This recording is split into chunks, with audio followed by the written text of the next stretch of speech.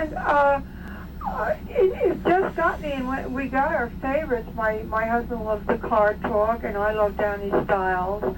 And but those are just the music and the fun things. What I really get out of it is like an advanced education, because I was never quite able to finish college. And I love all those interviews, especially those important parts of our mission, which is to not just, and on the talk shows, for example, to not just do talk radio in the traditional sense, but to try to have it be educational, as well as having a range of opinions in the political discourse expressed, and that's one of the things that I think we will rededicate ourselves to and continue to do. Helen, thank you very much. I think we have time for one, maybe two more. For Peter Darrow, Foundation President of the WNYC Foundation, and Tom in Manhattan, you're on the line. Yeah, golly, all I can do is agree with all the phone calls so far. I think this is tremendously exciting.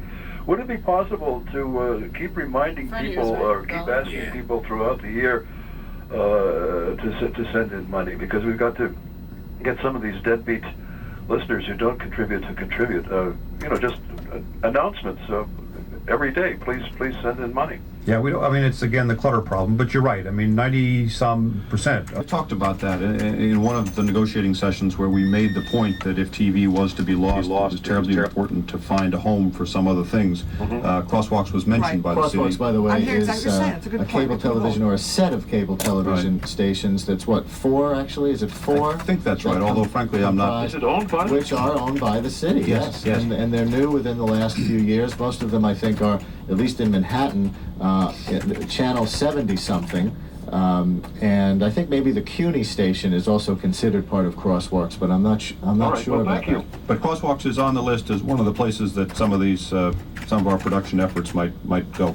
Yeah, I think everybody should have a raise too at the radio station. No, please don't. I'll never get out of here now that you've said that. I hate to admit it, but as an employee, even as an employee, I know that now is probably not the time for big raises when we're trying to raise $20 million. All right. Thanks very much for your call and your support, and I want to thank all of you who called in for Peter Darrow. If some of you want to continue to talk about the station, you can do so on spring break coming up in just a minute.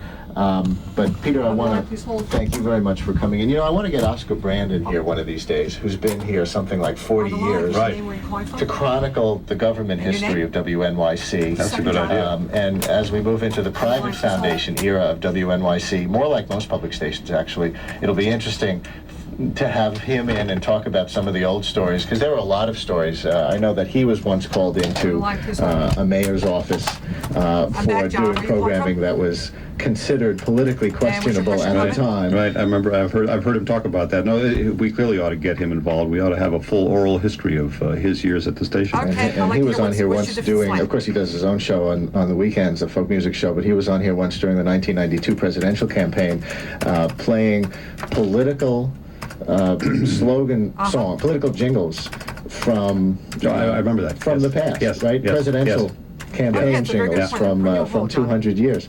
Just one last question. Who's going to run WNYC? In the past, it's been a mayoral appointee. Yeah. Now the foundation will appoint that person, and one of the very first things we have to do is to conduct a search to get somebody to be our person, and in effect to be your person, the listener's person, as we move into this new, truly public radio era. Peter, thanks for all your hard work in what I know is a very, very difficult year of negotiating and even of soul-searching for the Foundation Board. I appreciate your efforts. Well, thanks very much. It has been a difficult year, but we've come to a result which we can celebrate, certainly on one side of what we do.